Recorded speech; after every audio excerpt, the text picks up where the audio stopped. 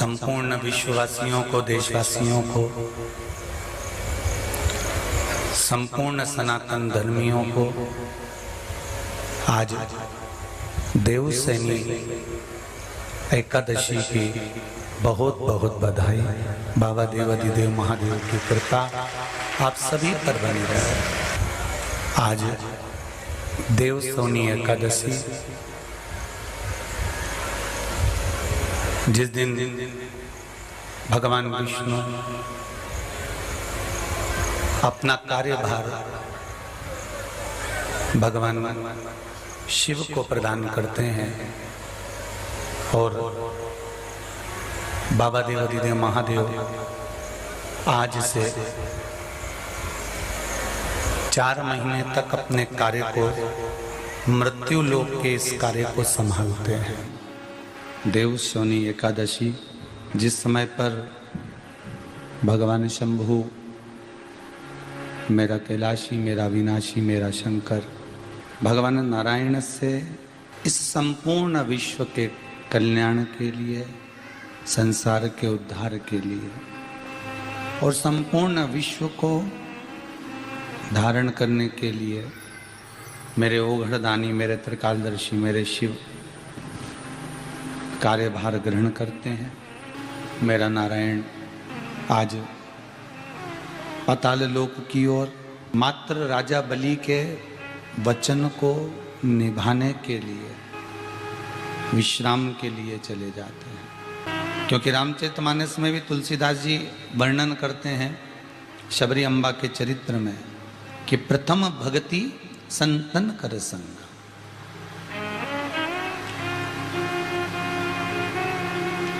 पत्नी, जितनी बार आपका जन्म होगा उतनी बार पत्नी मिलेगी, जितनी बार आप जन्म होगे उतनी बार आपका पति मिलेगा।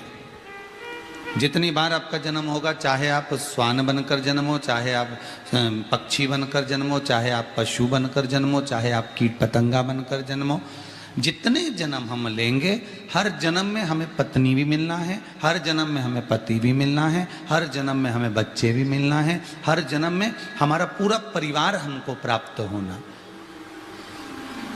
प्रत्येक 84 लाख योनियों में सब कुछ मिलेगा। जैसा अभी मिल रहा है वैसा सब मिलेगा। 84 लाख योनियों में आपको सब कुछ प्राप्त होगा।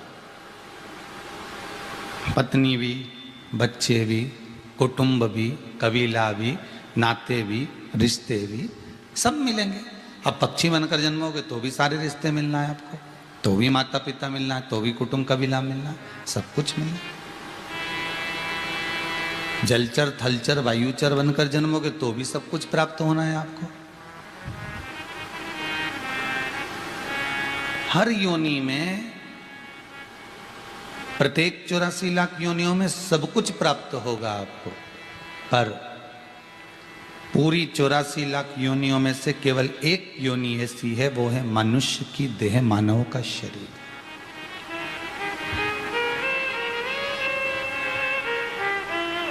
इस योनि में सब कुछ तो मिला, पर इस योनि में जो सबसे कीमती है वो है सत्संग। सबसे पहला नियम एकादशी व्रत का, सबसे पहला नियम है कि आप जिस दिन व्रत करो उसके एक दिन पहले भक्ति का संचार इस हृदय में कर लो। भक्ति का संचार इस हृदय में कर लीजिए। जिस दिन आप व्रत करो, जैसे एकादशी का व्रत कर रहे हो तो दशमी के दिन शाम का समय जब आवे, रात्रि जब होने लगे, शाम का समय आवे और रात्रि का आप जब भोजन ग्रहण करो तो उस भोजन में कोई ऐसा पदार्थ ग्रहण मत करिए जिस पदार्थ के कारण आपकी एकादशी बिगड़ जाए।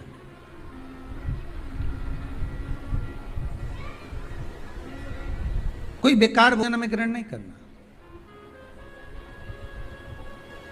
श्रेष्ठ भोजन ग्रहण करिए दशमी के। और एकादशी का दूसरा नियम बहुत ध्यान से सुनिएगा।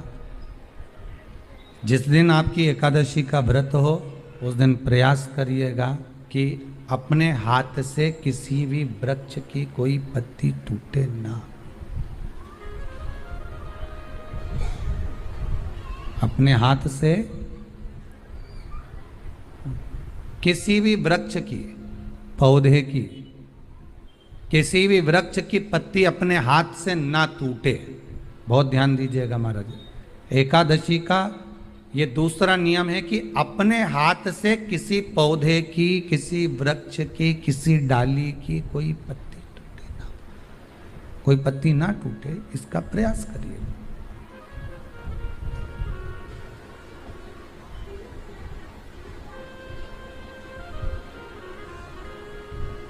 कितना सुंदर व्याख्यान कहा है, कितना सुंदर वर्णन है महाराज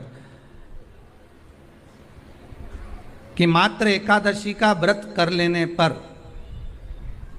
मात्र एकादशी का व्रत कर लेने पर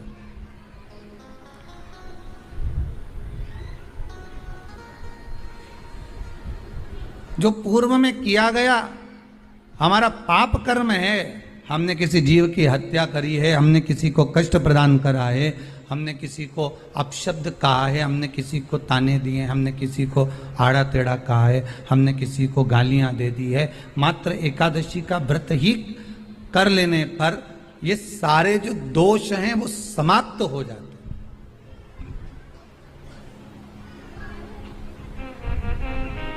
सारे दोष हमारे समाप्ति पर आ जाते हैं।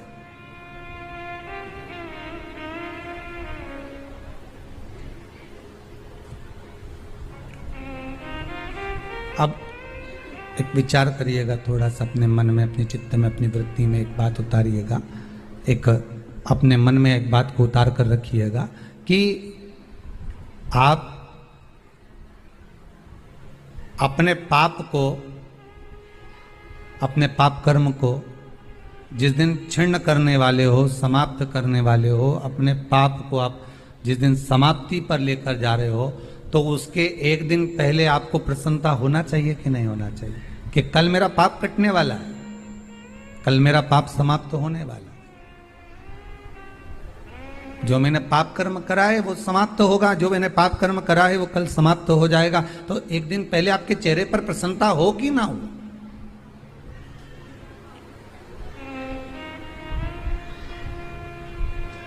और चेहरे पर वो प्रसन्नता आपके आना चाहिए कि कल मेरा एकादशी का व्रत है, आज दशमी है, कल एकादशी का व्रत है, तो कल मेरी जब एकादशी का व्रत रहेगा तो मेरा ना जाने कितना कितना पाप, कितना असत्य, कितना झूठ, कितना प्रपंच वो समाप्त हो जाएगा। इसमें मुझे प्रसन्नता हो, इसमें मुझे आनंदता हो।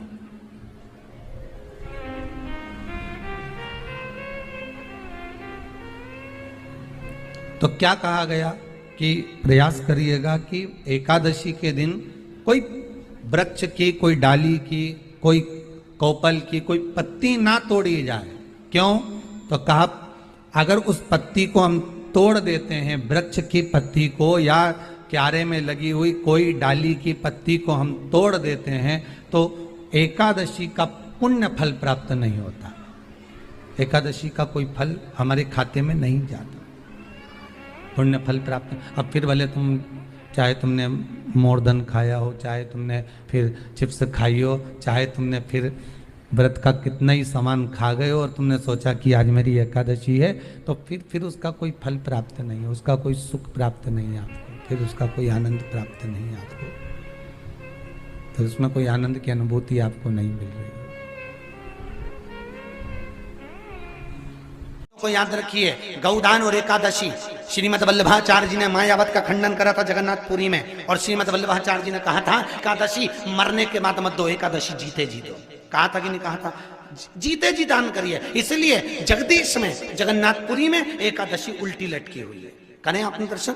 जगदीश में एकादशी को उल्टा लटकाया। क्यों? क्योंकि वल्लभ ने कहा कि एकादशी जीते जी दो। कई पंडितों कहते हैं तुम्हारे दादाजी मर गए, जब 12वें का दिन होता है ना तो पंडित जी संकल्प छुड़ाते हैं, दो एकादशी। बड़े बेटे ने 5 दे दी, छोटी बहू ने 3 दे दी, उसने 2 दे दी, उसने 2 दे दी। तो क्या तुम्हारे दादाजी भिखारी थे जो तुम्हारी एकादशियां लेकर जाएंगे?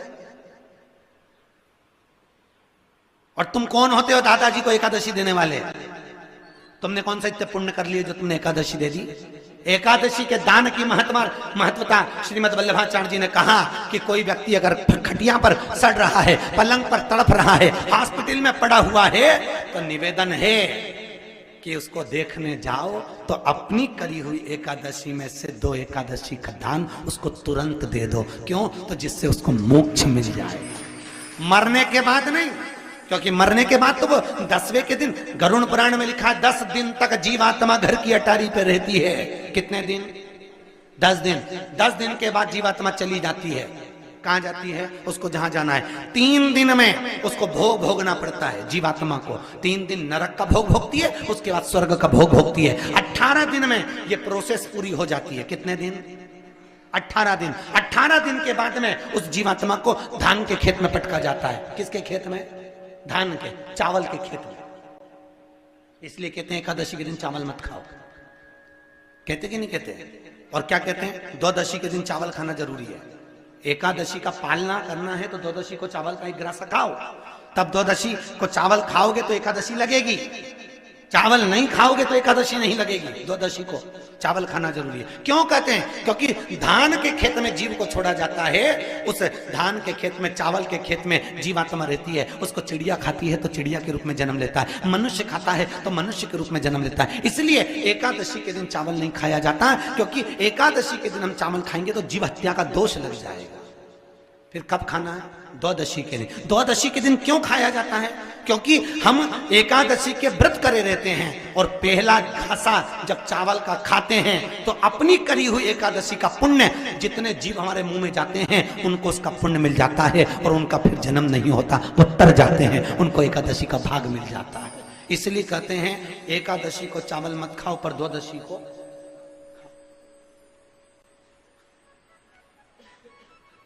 खाइए। 10 दिन तक जीवात्मा है और आपने एकादशी कब दान दी? बोलो जम के। 12वें के दिन, 13वें के दिन आपने एकादशी का दान दिया, वो मिली उनको? अरे बोलो अच्छे से। कई तो अभी तक कर रही होगी, हमारे दादाजी के निमित्त की कर रहे हैं, कर ले। फिर वही वाली बात आ गई, गुलाब के फूल में पानी जारी है। एकादशी के दिन शंकर भगवान को चावल का दाना चढ़ाना चाहिए कि नहीं चाहिए?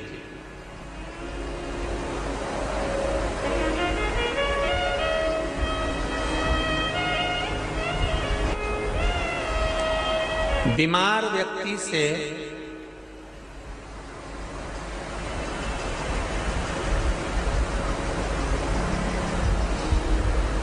कोई बीमार व्यक्ति है, बहुत रोगीला, उसको बहुत रोग है, शुगर है, बीपी है, थायराइड है, सब कुछ है उसको, और वो रोगीला व्यक्ति जब डॉक्टर के पास जाकर पूछे, डॉक्टर साहब मेरी तबीयत ठीक नहीं रहती है, मैं बहुत कष्ट में रहती हूँ, बहुत तकलीफ है शरीर में, और अभी सावन का महीने का व्रत आ रहा है डॉक्टर साहब, 1 महीना में व्रत करती थी पहले, करूं कि नहीं करूं? तो डॉक्टर साहब क्या बोलेंगे? बोलते जाओ जरा जम के। डॉक्टर बोलेगा कि आप व्रत मत करो। डॉक्टर एक बात कहेंगे, शरीर स्वस्थ रखना है, व्रत बाद में हो जाएगा, अगले वर्ष कर लेना, पर अभी शरीर को सही रखने के लिए दोनों समय अच्छे पेट भरकर सात्विक भोजन करो और अपने शरीर को ठीक करो।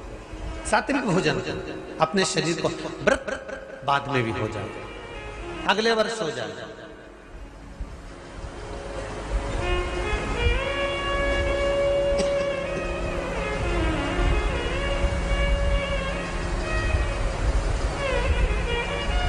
अभी तुम थोड़ा सवेरे 2 बिस्कुट ले लिया करो, सुबह नाश्ता ले लिया करो, भोजन ले लिया करो, फिर दोपहर में कुछ हल्का फुल्का लेकर थोड़ी थोड़ी देर में खाते रहना चाहिए। हो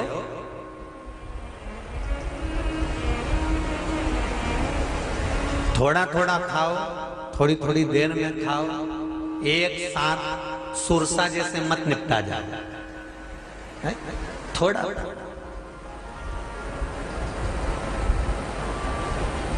ज्यादा खाओगे और ज्यादा कमाओगे तो दूसरों को कष्ट नहीं होगा, कष्ट खुद को होगा। ज्यादा खाओगे अपाच्य हो जाएगा, रात की नींद उड़ जाएगी, शरीर में अच्छा नहीं लगेगा। ज्यादा कमाओगे रात की नींद उड़ जाएगी, दुनिया की दृष्टि तुम पर पड़ जाएगी और तुम्हारी रातों की नींद। कमाओ भी उतना जितना खर्च कर सको और खाओ भी उतना जितना पचा सको। अति सर्वस्व वर्जक। डॉक्टर कहेंगे ये तुम्हारा व्रत जो है ना अगले साल कर लेना, इस साल मत करिए, इस साल तो आराम से भोजन वोजन करो तुम लोग, बढ़िया प्रेम से खाओ पियो। तो उसी तरह किसी ने पूछा कि चावल का दाना एकादशी पर भगवान शंकर को चढ़ा सकते हैं, चावल का दाना शंकर जी को चढ़ाते क्यों है पहले तो वो समझ लो। बेलपत्री का तो महत्व आपको बार बार बताया कि बेलपत्री शिव जी को क्यों चढ़ाई जाती है, कहीं रोग के लिए, कहीं बीमारी के लिए, कहीं किस कार्य के लिए, कहीं कोई कार्य के लिए, कहीं कोई कार्य के लिए। चावल का दाना अगर हम शंकर भगवान को चढ़ा रहे हैं तो क्यों चढ़ा रहे हैं, उसका कारण क्या है? चावल का दाना शिव को चढ़ाने का केवल एक कारण रहता है कि चावल को अक्षत कहते हैं।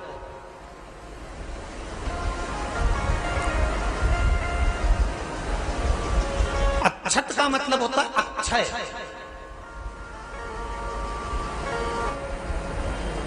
उसका मतलब क्या होता है? अक्षय, जिसका कभी क्षय ना हो।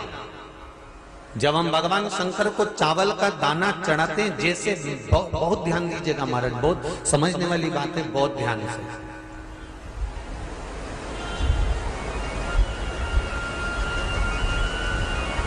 चावल का दाना हमारे मस्तक पर तिलक करने के बाद पंडित जी क्यों लगाते हैं कि भगवान जैसा समय आज चल रहा है, आप पूजन कर रहे हो, पाठ कर रहे हो, दान कर रहे हो, पुण्य कर रहे हो, सत्कर्म कर रहे हो, भजन कर रहे हो, मेरा देव अधिदेव महादेव, मेरा नारायण, मेरा सत्यनारायण भगवान, मेरा राम जी, मेरा विष्णु जी, मेरा भागवत मैया, मेरी रामायण मैया, ब्राह्मण मस्तक पर तिलक लगाने के बाद चावल इसलिए लगाता है कि जैसा समय आज चल रहा है भगवान तुमको ऐसा ही समय बनाकर रखे और तुम ऐसे ही चार चांद लगाते रहो, दान पुण्य संकीर्तन करते रहो। इसलिए मस्तक पर चावल का दाना लगाया जाए।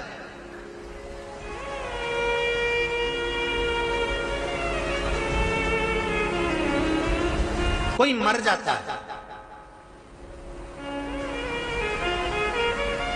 मरने के बाद जब तक पगड़ी नहीं होती तब तक माथे पर तिलक, चावल का दाना लगाया जाता है। जम के बोलो जरा, नहीं लगाते। किसी पंडित जी से पूछो, ब्राह्मण देवता से पूछो, ब्राह्मण देवता ये कोई मर गया और हमारा तो नियम है कि हम सिर पे तिलक लगाते हैं, चावल लगाते हैं, या पंडित जी से हम तिलक लगवाते हैं, मंदिर जाते हैं तो मंदिर में जाके तिलक लगवा के हम चावल का दाना लगवाते हैं। क्यों नहीं लगाते? उसका कारण क्या है? जब किसी के मरने के बाद 10 दिन तक 12 दिन तक मस्तक पर तिलक क्यों नहीं लगाया जाता? 10-12 दिन तक माथे पर तिलक या चावल क्यों नहीं लगाया जाता? उसका कारण है कि ये जो समय आया है, तुम्हारे यहाँ जो गमी हुई है, तुम्हारे यहाँ कोई मर गया है, तुम्हारे यहाँ किसी के प्राण छूट गए हैं, तो ब्राह्मण इसलिए तिलक नहीं लगाता आपको, इसलिए चावल का दाना नहीं लगाता कि ऐसा दिन भगवान अब ना लाए, इसको अमर ना करे, इसको अक्षय ना करे, इसको प्रबल ना करे।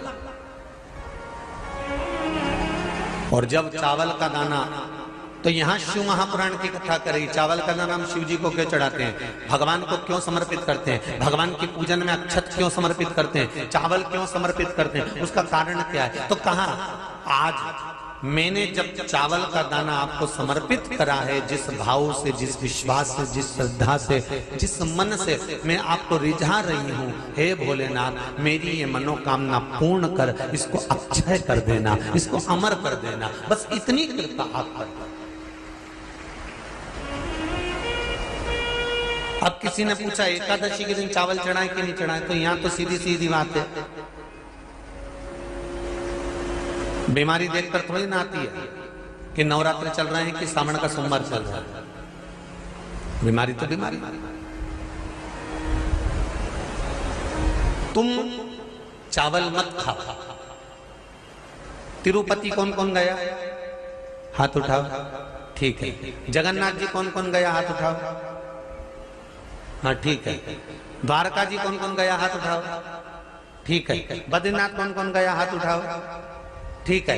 एकादशी के दिन कभी तुम बद्रीनाथ चले जाओ, एकादशी के दिन तुम द्वारका चले जाओ, एकादशी के दिन तुम तिरुपति चले जाओ, एकादशी के दिन तुम जगन्नाथ चले जाओ, एकादशी के दिन तुम्हारी मर्जी पड़े भगवान के किसी धाम में चले जाओ और भगवान को भोग लगाओ और उनकी थाली को झांक कर देखना, उसमें चावल जरूर मिलेगा। उसमें ऐसा नहीं है कि चावल नहीं मिलेगा।